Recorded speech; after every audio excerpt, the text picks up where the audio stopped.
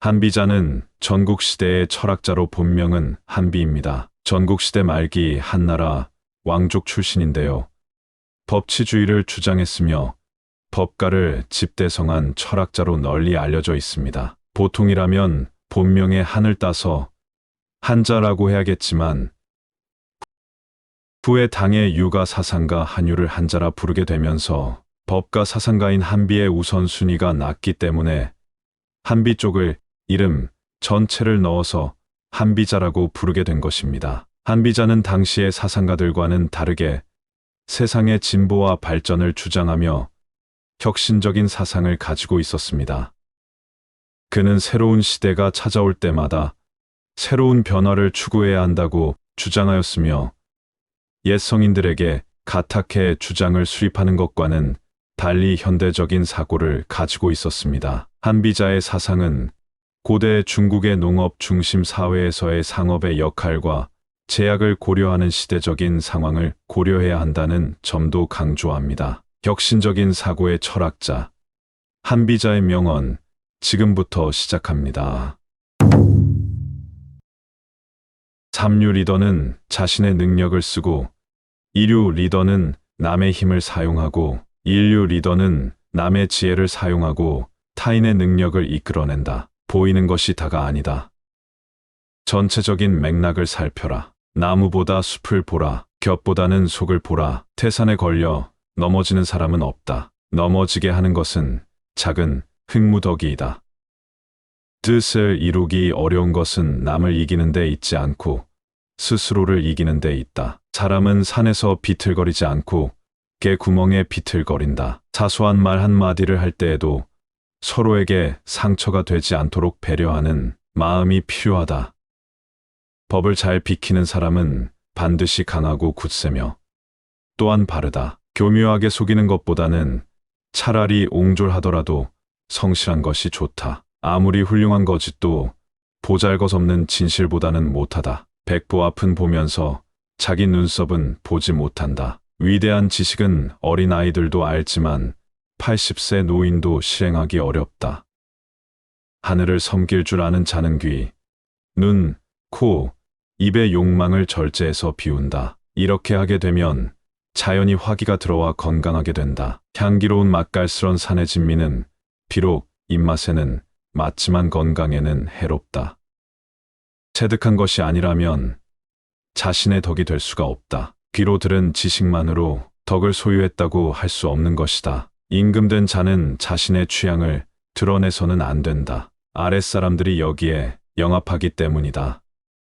좋아하는 것과 싫어하는 것을 드러내지 않을 때 신화된 사람들은 비로소 자기 본심을 나타내기 시작한다. 거울이라는 것은 자기의 표면을 깨끗하게 지킬 뿐 다른 물건을 어떻게 비출까 하는 생각은 하지 않는다.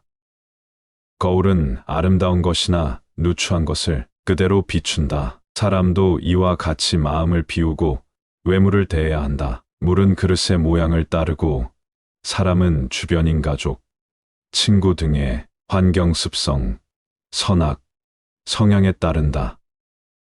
눈에 보이는 것은 적다. 고로 눈에 안 보이는 것까지도 꿰뚫어 볼 수 있는 지혜가 필요하다. 호랑이는 그려도 그 속뼈는 그리기 어렵고 사람의 얼굴은 알되 그 속마음은 알지 못한다. 손뼉도 마주쳐야 소리가 나는 법이다.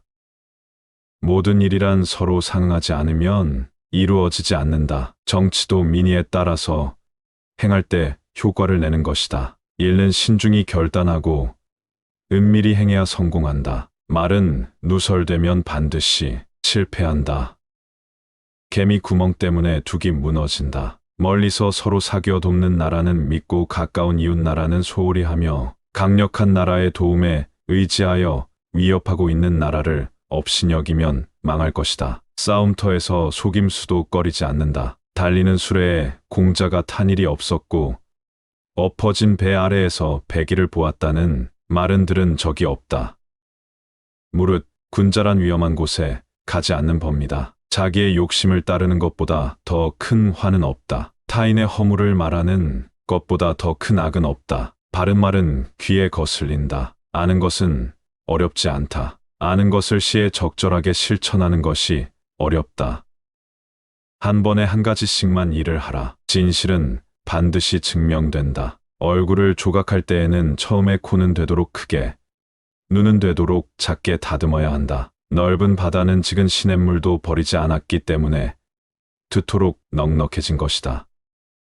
남에게 사랑을 받고 싶거든 먼저 남에게 사랑을 베풀어라. 예의도 지나치면 아첨이 된다. 일이란 빨리 결단해야 한다. 멀리 있는 물로 가까운 곳에 불을 끌 수 없다. 사람을 등용하는 데 있어서 자기의 일족이라고 해서 사양할 필요도 없거니와 또한 원수라고 해서 그것을 피할 필요도 없다.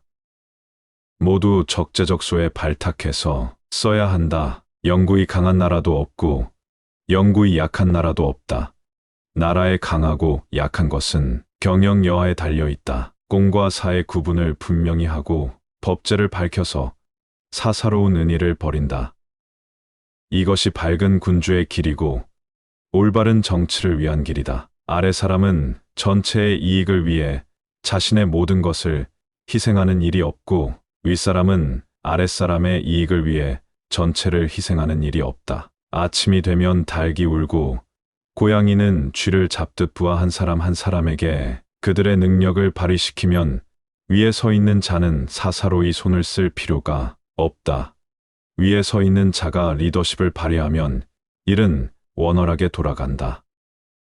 스승이 책이 지나치게 함축적이면 제자들은 논란을 하게 되고 법이 간단하면 백성들이 다투게 된다. 그러므로 성인의 책은 반드시 그 내용을 뚜렷하게 드러내고 명철한 임금의 법은 각각의 상황에 대하여 상세해야 한다.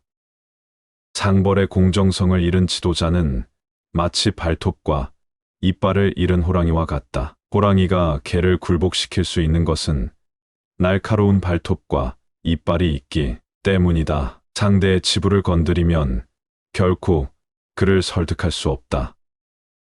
공인이 직업을 자주 변경하면 지금까지 쌓아 올린 공이 없어지고 만다. 겨울에 대지를 꽁꽁 얼게 하는 엄동설안이 없으면 봄과 여름에 걸쳐 초목이 무성하게 자라지 못한다. 사람도 잦은 고난과 역경을 경험하지 않으면 후일에 성공할 수가 없다. 의원이 환자의 고름 난 상처를 빠는 것은 혈육의 정을 느껴서가 아니라 자신의 이익을 위한 것이다.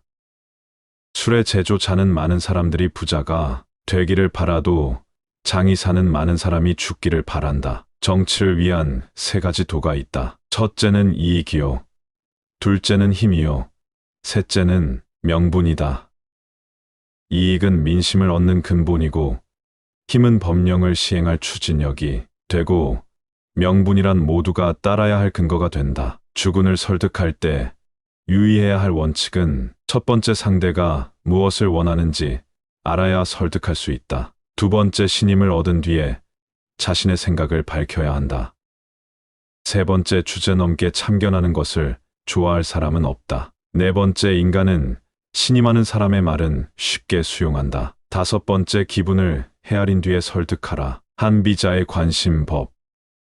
첫 번째 관청법 보고 듣는다. 두 번째 일청법 하나하나 세세하게 욕심이 크면 듣는다. 세 번째 협지법 알면서 모르는 척하면 상대를 시험함. 네 번째 도원법 거꾸로 애기에서 상대를 시험함. 다섯 번째 반찰법 역지사지로 그것으로 이익을 취하는 자를 살피라는 것. 태사는 흙과 돌에 좋고 나쁨을 가리지 않고 다 받아들였기 때문에 그 높음을 이루었고 양자강이나 넓은 바다는 작은 시냇물도 버리지 않았기 때문에 저토록 넉넉해진 것이다. 밝은 아침을 알리고 고양이는 쥐를 잡듯이 부하 한 사람 한 사람의 능력을 제대로 발휘시키면 위에 선 사람은 할 일이 없어진다.